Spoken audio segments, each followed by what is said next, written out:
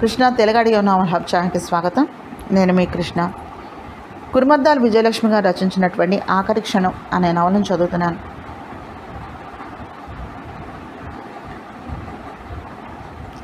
అంతా విని చెప్పడం పూర్తయిందా అంటూ వాడిని ఉరిమి చూసి పులిలా గయ్యిన వాడి మీదకు దూకి పీక పట్టుకున్నాడు ఇన్స్పెక్టర్. నేను నిజమే చెప్పాను సార్. రాజులుగాడు గజగజ వణికిపోతూ చెప్పాడు. నువ్వు చెప్పింది నిజం, అది నన్ను నమ్మమంటావు. చాలా చక్కగా కథ అల్లి వినిపించావు. నా సర్వీసులో నీ బోటి వాళ్ళను ఇలాంటి కట్టు కథలను 1,15,00,000 చూశాను, విన్నాను. అది కాదు సార్, నా మాట నమ్మండి సార్. నమ్ముతాను. ఉండా కోర్ వెధవాల మాటలు నమ్మితే కానీ నాకు పైకి వెళ్ళడానికి ప్రమోషన్ రాదు. బ్యాగ్ని కొట్టేయటం వరకు నిజమే చెప్పావు. ఎందుకంటే సామమూర్తిగా చెప్పింది నీవు చెప్పింది టాలీ చేసి చూస్తే చక్కగా సరిపోయింది. మరి ఇంకేం సార్ ఆశగా అన్నాడు యతిరాజులు పేరు కలిగినటువంటి రాజులుగాడు. మరింకేమిటా, ఆ బ్యాగ్ని ఆ తర్వాత ఎక్కడో దాచి కాకమ్మ కథలు సృష్టించి చెప్తున్నావు. నేను నమ్మటానికి చెవిలో పువ్వు పెట్టుకుని లేను. ఆ బ్యాగ్ ఎక్కడ దాచావు చెప్పరా గాడిద కొడక అంటూ ఇన్స్పెక్టర్ కాలెత్తి పోలీసు బూటు కాలితోటి రాజులుగాడిని ఈడ్చి తన్నాడు. వామ్మో అంటూ బాధతో ఓ గావుకెక్క పెట్టాడు రాజులుగాడు. ఒక తన్నుకి ఒక గుద్దుకి వీడు దారికి వచ్చేటటువంటి రకం కాదు. ఎడాపెడా పెళ్లి భోజనం తినిపించండి వీడి చేత అంటూ ఇన్స్పెక్టర్ యువతలకు వచ్చాడు. రాజులుగాడు లబ్బో దిబోమంటున్నా వినిపించుకోకుండా 2 పోలీసులు వాడిని ఉతుకుడు కార్యక్రమంలో నిమగ్నులయ్యారు. సరిగ్గా అప్పుడే ఓ వింత అక్కడ జరిగింది. పచ్చబ్యాగుతో పుండరీకాక్షయ్య చంకలో గొడుగుతో పక్కనే చన్నంతో అక్కడికి వచ్చాడు. పుండరీకాక్షయ్యను చూడగానే ఈ వ్యక్తిని ఎక్కడో చూసినట్టుందే అనిపించింది ఇన్స్పెక్టర్కి. పుండరీకాక్షయ్యని ఇన్స్పెక్టర్ ఎప్పుడూ చూడలేదు. అంత క్రితం రాజులుగాడు ముసలాడిని పుండరీకాక్షయ్య వర్ణిస్తూ చెప్పాడు. సరిగ్గా అదే వ్యక్తి ఇప్పుడు ఇక్కడికి వచ్చాడు. పుండరీకాక్షయ్య చేతిలో పచ్చ బ్యాగు చూస్తూనే ఇది నా బ్యాగు, పోయిన బ్యాగ్ ఇదే అంటూ సామమూర్తి అరిచినంత పని చేశాడు. మీరు మాట్లాడకండి సామమూర్తిని హెచ్చరించి. ఎవరు మీరు, ఎందుకు వచ్చారు అంటూ ఇన్స్పెక్టర్ వాడిని ప్రశ్నించాడు. పచ్చ బ్యాగ్ని ఇన్స్పెక్టర్ ముందున్నటువంటి టేబుల్ మీద పెట్టి ఓ నమస్కారం పెట్టి ఊరుకున్నాడు పుండరీకాక్షయ్య. నా పేరు చంద్రశేఖర్ ఆజాద్ సార్. వీరు పుండరీకాక్షయ్య గారు, మా ఊరే. నేను తాతగారు అంటాను అనుకోండి.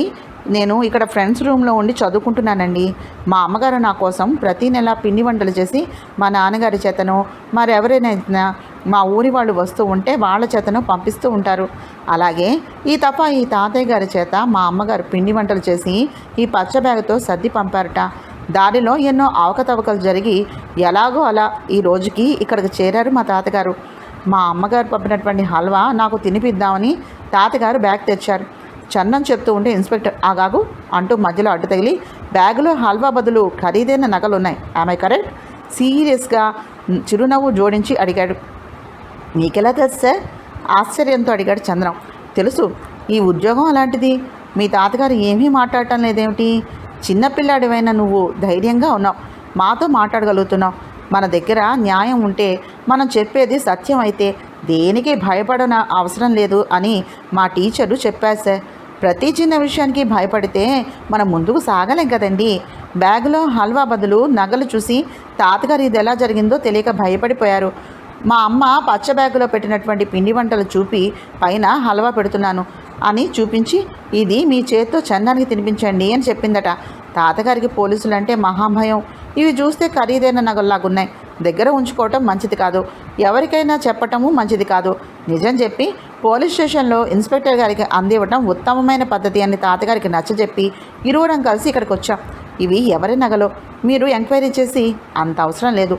ఈ నగల తాలూకా వాళ్ళు ఇక్కడే ఉన్నారు అంటూ రావ్ బహదూర్ రంగరాజన్ గారిని సామమూర్తిని చందానికి చూపించి ప్రయాణంలో ఏం జరిగిందో మొదట నుంచి వివరంగా పుండరీకాక్షయ్య గారు మా గురించి మీరు భయపడిన అవసరం లేదు అన్నాడు ఇన్స్పెక్టర్. పుండరీకాక్షయ్య గుర్తు తెచ్చుకుంటూ తన ప్రయాణ అనుభవాలు చెప్పాడు. మరి పార్వతి గారు మీకు ఇచ్చినటువంటి పచ్చ బ్యాగ్ ఏమైందంటారు పుండరీకాక్షయ్య గారు?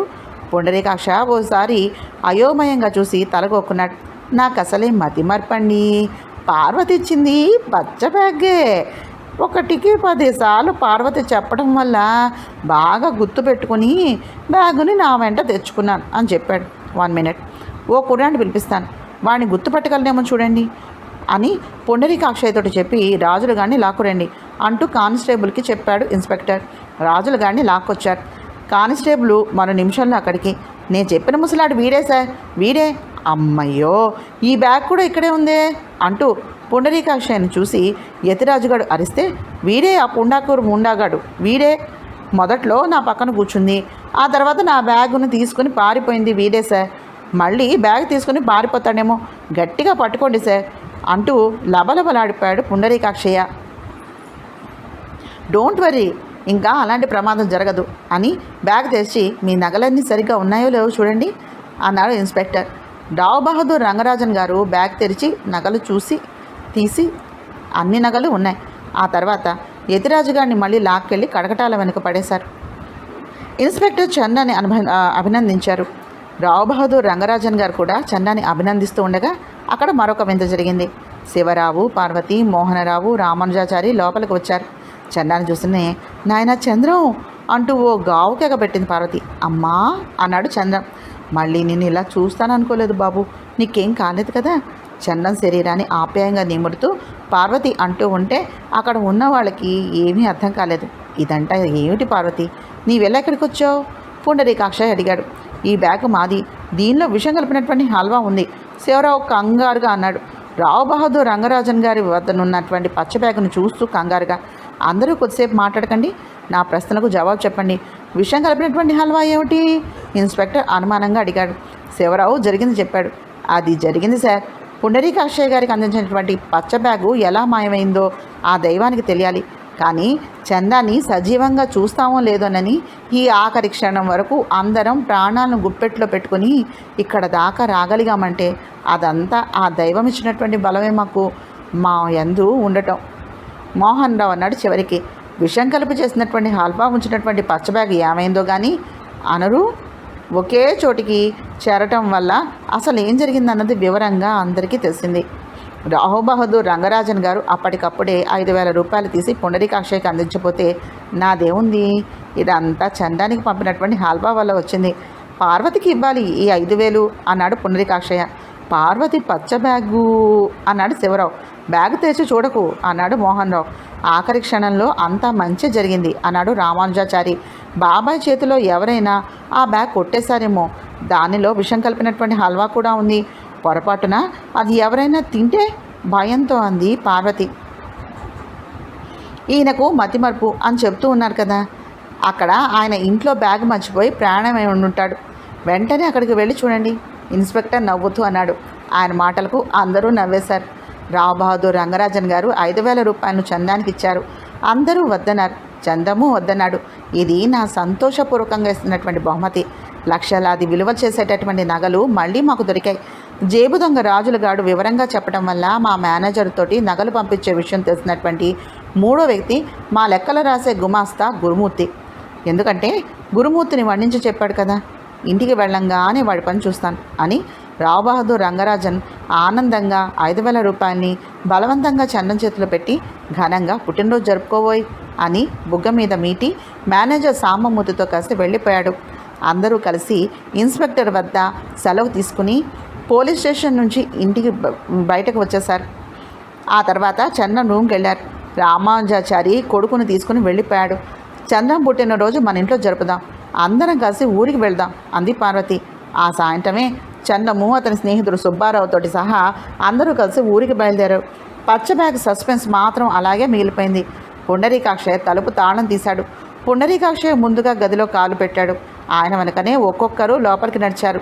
మంచం కిందుగా పచ్చ బ్యాగు పదిలంగా ఉంది కనిపించింది.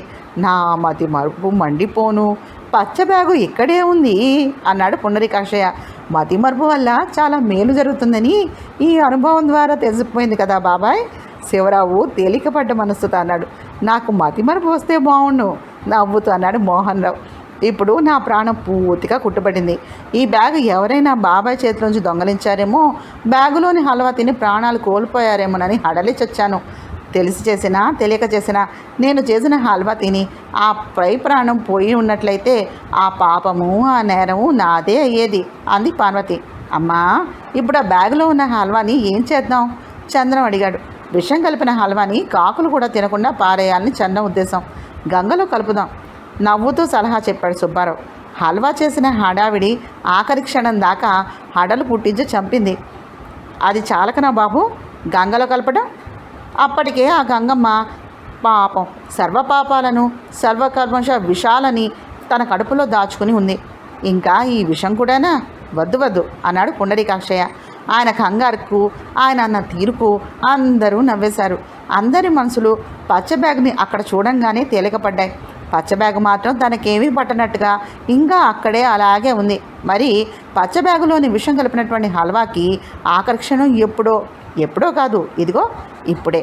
నీది మనిషి అన్నవాడికి కాస్త మతిమరుపు ఉండాలి. మతిమరుపు తెచ్చుకున్నటువంటి మంచి ఫలితాలు ఎన్నో. సమాప్తం.